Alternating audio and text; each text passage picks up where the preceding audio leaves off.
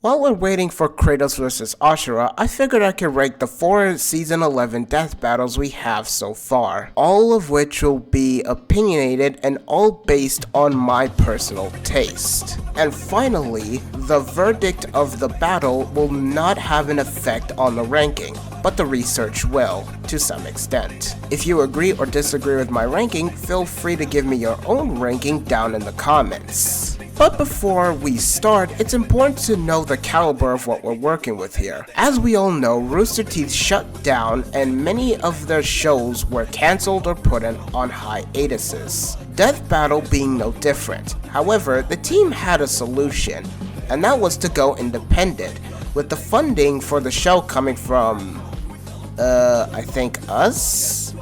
Either way, I bring this up because their episodes will be judged with this factor in mind. Before we begin, if you like my content, my edits, or me talking about verses, subscribe to my channel and I promise to bring more. As well as support the Death Battle team by subscribing to their channel that I'll link down below.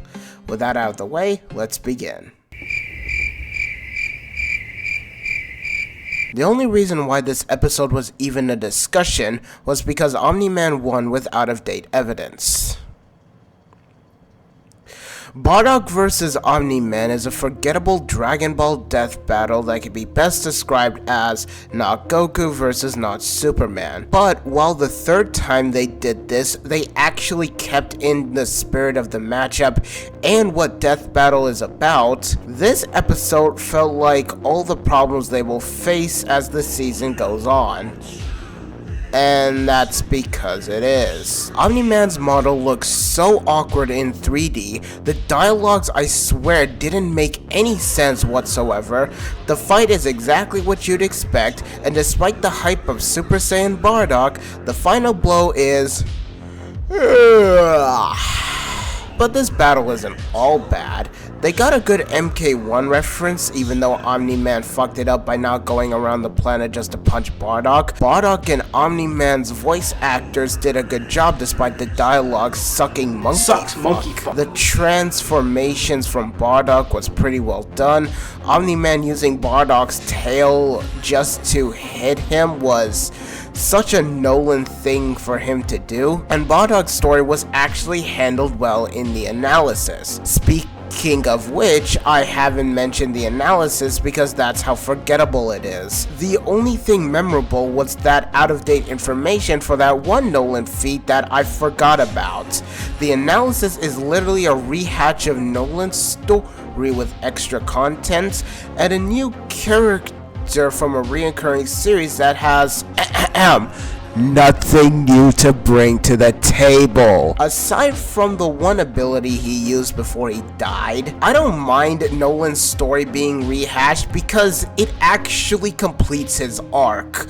But Bardock is a new character in Death Battle, but aside from the world building of Dragon Ball, that's pretty much all he offers. It would be like if they used Bleach again, but the character they use, instead of someone like Uryu, Yuha, hell even Yoruichi, they use Grimmjow. Overall, this episode was a forgettable start to Season 11, and I'm glad the season picked up the pace from there. But this is still a 6 out of 10. Because admittedly, Super Saiyan Bardock was just enough to save it from a 5 out of 10. Also, this tier list doesn't go lower than 6 out of 10s, but I'll sure to change that later on. I've been given a golden chance! Do you think I'd waste it? Funny how matchups that you have no interest in ends up being one of your favorites. Joker vs. Giorno is one of those episodes where I'm not interested in the matchups, but the episode turned out amazing. For the most part, that is. Starting with the analysis, I could say Giorno's story was handled well. I can comment on Joker's, however, because I'm not as intimate with Persona 5 as I am with Golden Wind. But the whole skit with Persona 5 RPG style is funny. I think I've done this once or twice. or thrice. With Giorno's, however, there's actually something I tend to come across with versus debates, and that's the use of outside information. In this case, the information for Gold Experience Requiem comes from a JoJo's game, I think. It's all to further expand on Gold Experience Requiem, because this stand really appeared for that one part of JoJo's and never appeared again. But it's fine. If it's consistent with what the stand has shown in part 5, then it's not an issue, as outside information that's consistent with canon should be used, especially since it shows a glaring weakness with Gold Experience Requiem that plays a part in the conclusion. So I can at least say it's handled well. Also, thinking about it now, Giorno is like Gojo before Gojo was even brought up in Versus. They're weak as hell characters with that one hacks ability. As for the fight, well, the fight is exactly what you would expect from this matchup, but in a good way. The sprites for both characters are well done. The Persona vs. Stand fight is what I'd expect from the matchup and is handled pretty well as the users having a scrap because, you know, it's just boring when just the stands fighting, you know? And both their abilities are actually used well, both in fitting with JoJo's and I think Persona to an extent, at least what I know of Persona 5. However, my problem is perhaps the beginning of the fight. Giorno's admittedly no saint, but his heart is still in the right place. Why Joker says his heart is wicked, I don't know. Also, I don't recall Giorno being able to use that one ability on a stand, or Persona I guess. You know, the ability where it causes your senses to go into hyperdrive. I may be wrong, I may need to see part 5 again for that, but it's just odd. It's just odd for me. But outside of that, the battle was pretty much what a JoJo and Persona fan would like out of this matchup, especially with Gold Experience Requiem having a chilling recreation of that iconic shot, and the ending where Joker is reliving events of his life in a loop, but finding the determination to get out of it to win? That goes hard as fuck.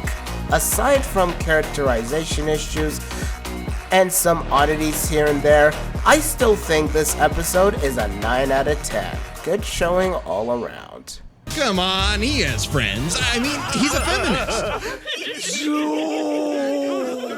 Now we're cooking with this one. Bowser vs. Eggman is by far the peak of this season so far, and another episode where I don't care about the matchup, but I enjoyed the episode regardless. The analysis for both characters were actually fun. It had great transition from the characters themselves to their army to what they bring to the table, and I'm glad they dived into the characters themselves. For Bowser having what he would call a family, to Robotnik's relationship with Sage, as well as their differing personalities. With Bowser carrying a deep love for his kids and Koopas, and Robotnik's narcissistic behavior, it makes the dynamic of this fight that much more amazing. And even played a role in the conclusion itself, but we'll get to that later. Though the foot fetish scene and the feminist bit got me off guard. Like, what the But enough of the analysis, it's animation time! Right off the bat, the hand-drawn animation fits so well for both characters. And the mix of 2D and 3D animation actually blend well together in this episode. Especially Fury Bowser, but we'll get to him later. The beginning is perfect. The Koopa troops are there to see Bowser marry Peach, like he always wants to, only for it to be revealed that Robotnik staged the whole thing. Then Eggman projects himself announcing his plan to build Eggman Land 2. This setup sets the tone of this fight. This fight is essentially filled with fan service and references. This honestly felt like the team were just having fun with this matchup. The main highlight for me is this funny bit.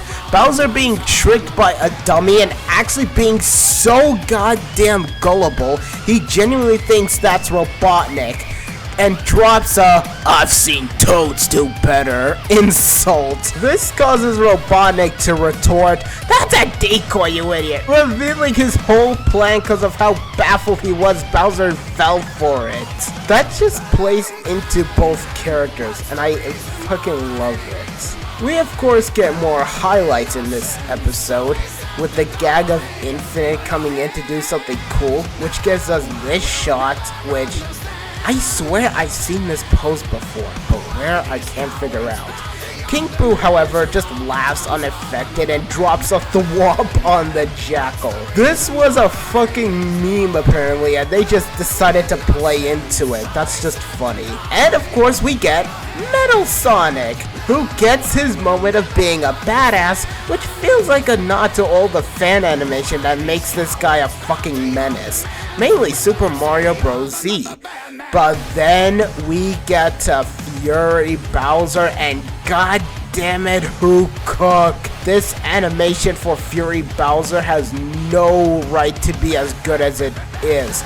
It looks absolutely natural. I don't even know how they managed to pull it off. How the hell? We of course get this awesome shot of the two going into Clash Fists, and we also get the "I'll crush you" from Metal Sonic. Awesome. Also, Bowser Jr. gets to be Shadow Mario, holy shit! Which leads to an awesome father moment from Bowser, where he literally was like, "How dare you keep your hands off my son!" Which gives us this awesome shot of him using the star to make a black hole. But, oh my god, it's the ending. The ending. Robotnik telling Sage to use the Death Egg as a last resort, and Bowser is standing in front of the blast to protect his army, holy shit!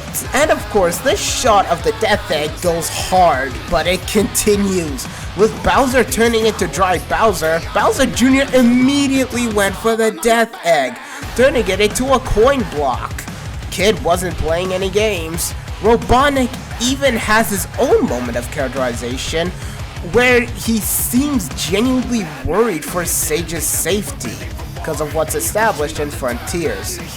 But before this character can go any further, Bowser decides to suck him in. Pause. Just long enough to have this amazing reference to when he outran Sonic, all before Bowser finishes with the "So long, Doctor," obvious nod to the "So long, Gang of Bowser," and ends it off with a black flash that fucking creates a coin rain! A fucking coin rain! This is awesome! The conclusion was also well thought out, providing alternate scenarios for things that didn't make it into the fight. It's a one-off, yes, but it's nice to see that in this episode, considering it's an army fight. Also, I loved the voice actors in this episode.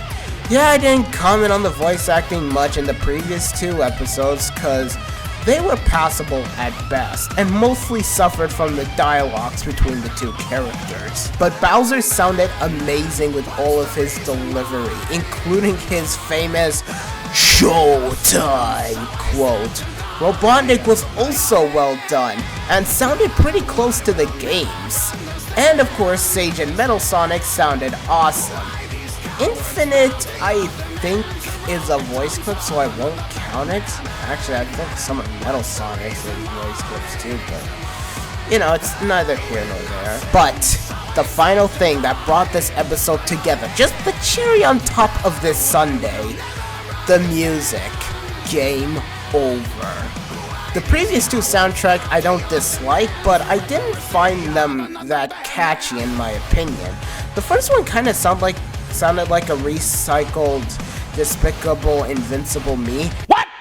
You stupid. And the other just sounded all Persona, no JoJo. I may need to re-listen to that one though. but this track is amazing. It does play more into Sonic than Mario, admittedly, as Sonic has way more rock tracks in the games than Mario, but I still enjoyed it, and unironically goes hard when the animation goes hard. With a good analysis, a great conclusion, great characterization, amazing voice acting, animation, and track, this is the first 10 out of 10. So early in the season, too.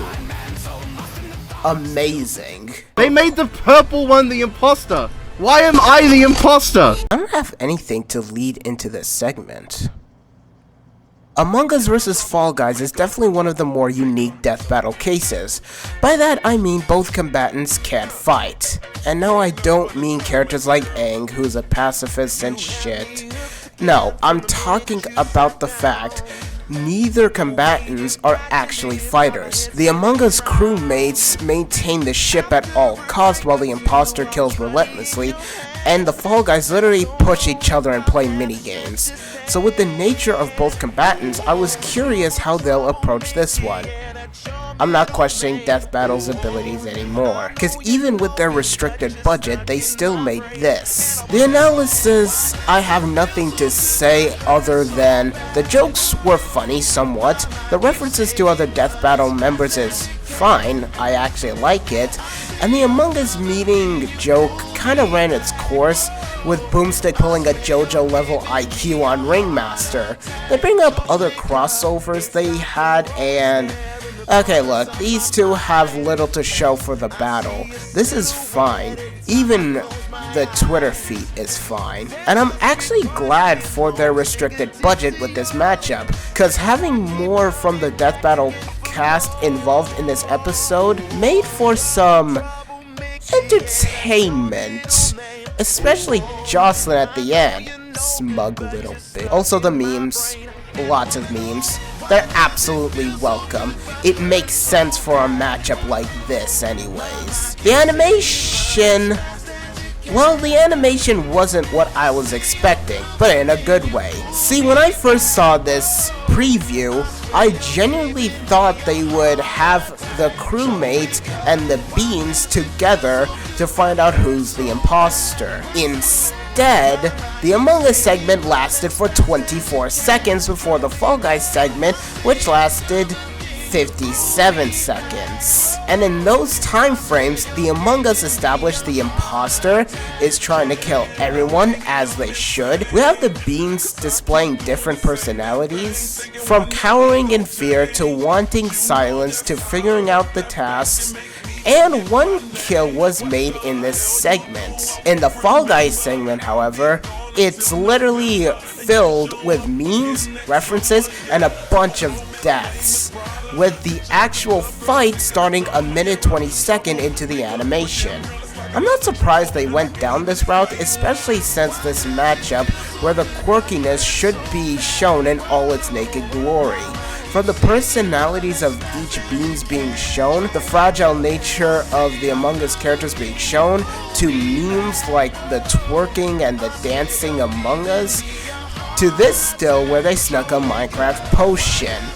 Also, there's a Danganronpa reference in there, because why not, am I right? But then we get to the fight segment, and it's pretty good for such a matchup, especially with all the memes from both games and references to other medias. But enough of the memes and references, let's get to the main meat of the animation, Red versus Pink.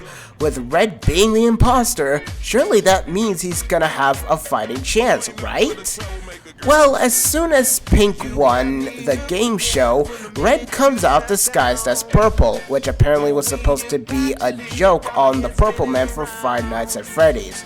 Well, ain't that a stretch? And immediately went to kill Pink. They referenced this fan animation as well, of the Among Us vs Fall Guys, only this imposter was so surprised he stabbed himself because the last two brain cells needed to click.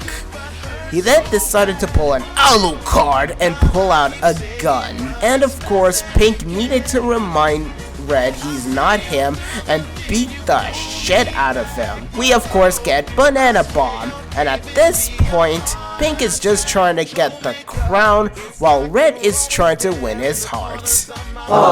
So much happens in this scene alone. Once the losers were let out, I didn't even notice the crewmates using the Guardian Angel thing. But Red, so desperate for attention, he destroys the nearby planets, cause that always works. And it does, cause Pink jumped into the Doctor Who device and came out with the He-Man sword. Red retaliated with a drawn sword, and after a brief sword fight, it ended the only way it can. Get that crown. And they do, as Pink went for it immediately.